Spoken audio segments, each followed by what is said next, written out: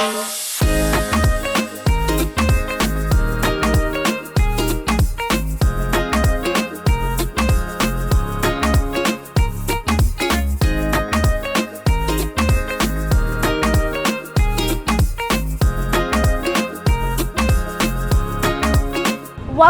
to Muesne, Ecuador. We came here to eat. We got a food recommendation that we could not miss. So instead of heading back down to Manabí, we decided to head north up through Esmeraldas.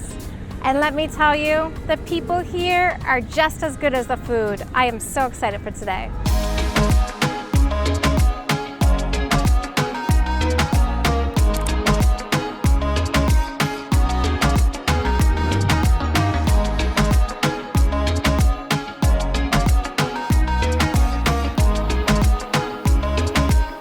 So we did not originally have plans to come to Muesne, but when we were in Esmeraldas at the Las Palmas beach, we got a tip that they had fantastic blue crab and cocado here. And so then we thought, well, why don't we go check it out?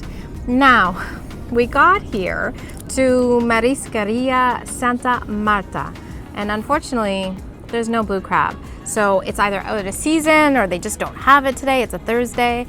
But they do have something else that's quite interesting. So it's called pata de burro, which translates as donkey feet.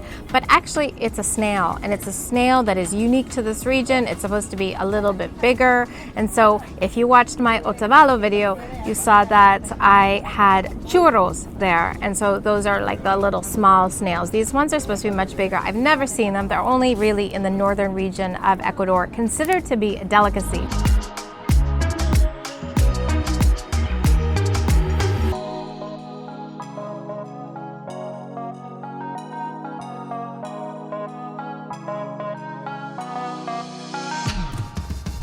And so there's Muesne, the town, and then Muesne, the island. We are on the island part. So we drove into town, parked our car, lots of people trying to help us with that. And the woman who owns the parking lot was very nice. She actually whispered to Andreas Cuidado because of someone who was trying to help us. And then we got a moto taxi up here. So that cost $1. It's only 5 minutes max to drive, probably more like 2 or 3. But it was good because there's not really a lot to see. It's mostly residential, and then you get to this beach area. There are a couple of places to eat.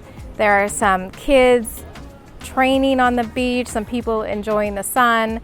The sand here is very soft, and there are lots of palm trees. It's actually quite beautiful here. And again, just another part of this area where you don't see a lot of people. It's a Thursday, but still, other than one other table at this restaurant, which is considered very famous, we're the only ones here.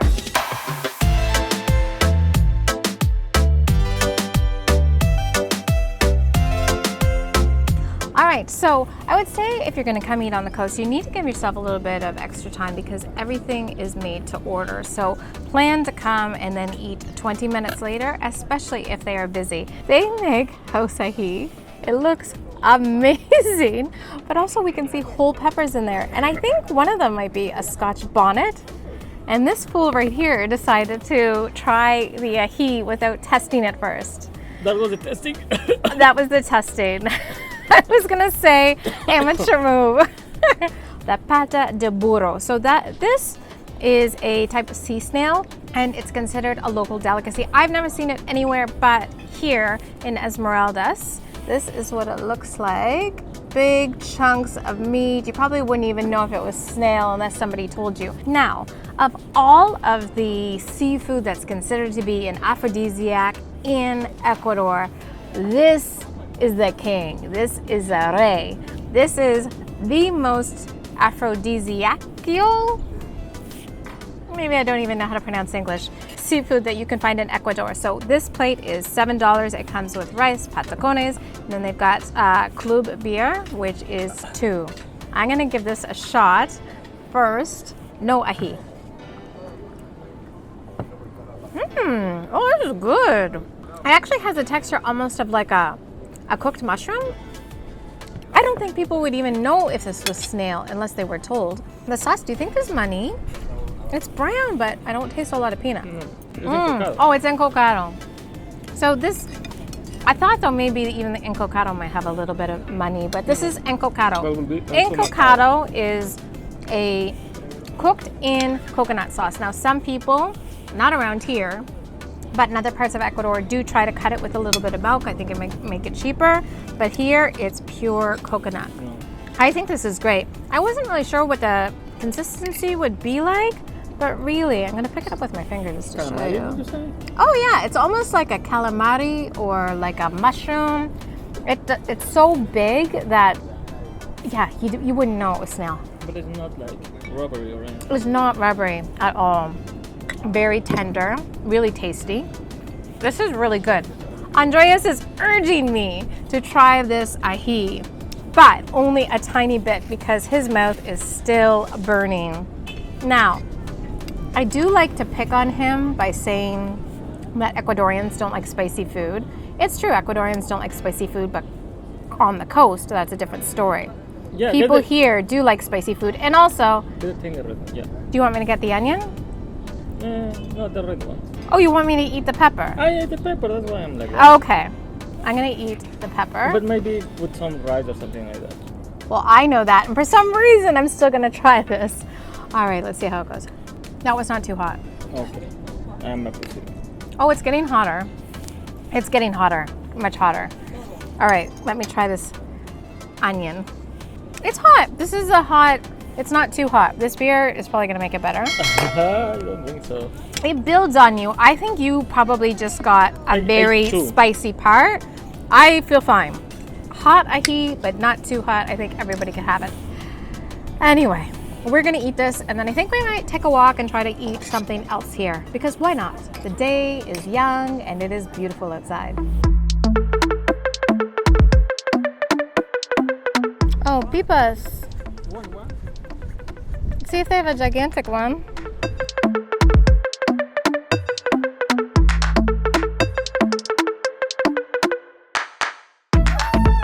All right, so we're at Comedor La Riviera, which is just across from where we were at Marta's. They do breakfast here, actually. Not a lot of places do that, but they do it here. From 8 a.m., you can get breakfast here. Tigrillo, bolon, all of those great, delicious breakfast foods. They also have coconut. This one was $1.50, and it's cold. It's so good. And then when you're done actually drinking the coconut water, you can actually take it back and they will cut it open so you can have the coconut meat too. Nothing goes to waste.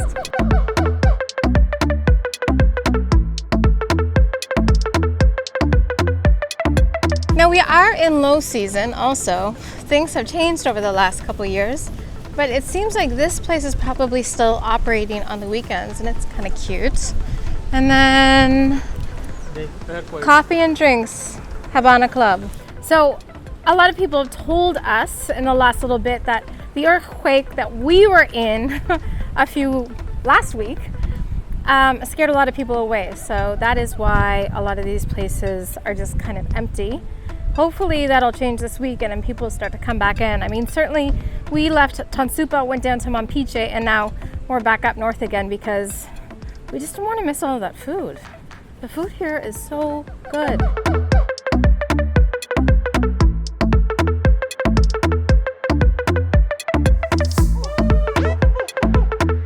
It's really pretty here. Very relaxed, very small. Andreas actually went and talked to them about safety here on the beach because I do have my camera out walking around. We have our drone out. And they actually said it's fine. You're fine here at the beach. And so I do believe, because so many people have warned us before, that when someone tells you it's fine, it's usually fine. But when someone tells you to look out, you want to look out. Look at these places too. Lots of little spots with rooms that look out right onto the beach. Looks like right down here, people are building or maybe even repairing a bar. It doesn't have the same Isla Porchete, but it does have a charm to it that is quite nice. Definitely smaller. We didn't plan to stay overnight here, but they certainly do have rooms. Contigo todo es chévere.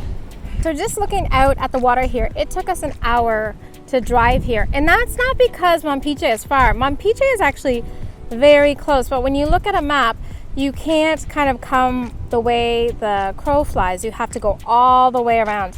And that's because all along here are mangroves and shrimp farms. So you need to go around nature to get here.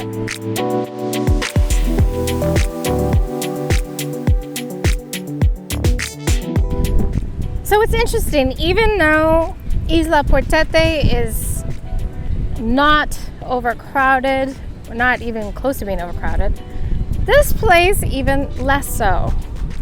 So in Isla Portete, we were wondering what the price of real estate was. I have a feeling this would be even less. If you really want to get off the beaten track, Muisne might be the place for you to go. Lots of people are selling beachfront property here. Andreas is gonna go see how much it is.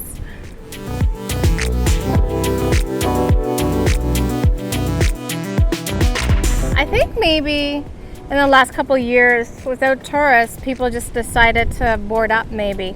But those are big waves. You could definitely surf out here. And it's probably cheaper than most spots. We are headed out because we have more to see. We're actually making our way to Playa Escondida. But overall, I really like this spot. It's very relaxed. If you want to come get away from it all, you have what you need. You've got restaurants here. You've got the beach, which is very large. Swimming. It looks like on the weekends there's probably a bit of nightlife, but not too much. Oh, it looks fantastic. And we're back to get the coconut meat.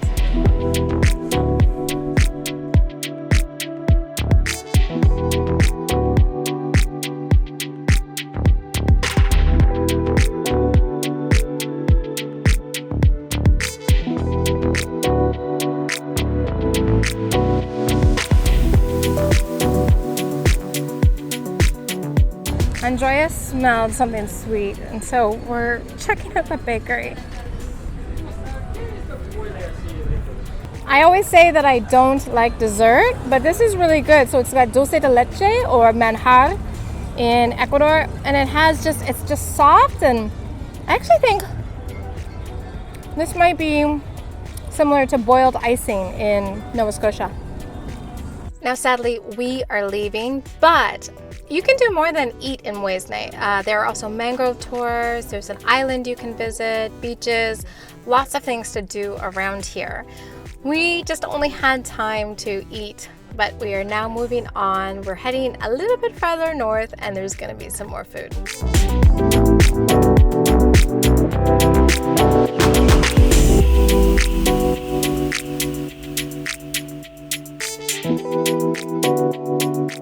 Join my Patreon community for more behind the scenes and exclusive content you won't find elsewhere. You can also find me on Instagram, and be sure to like this video and subscribe to my channel. All of these things make my day. Thank you so much for your support.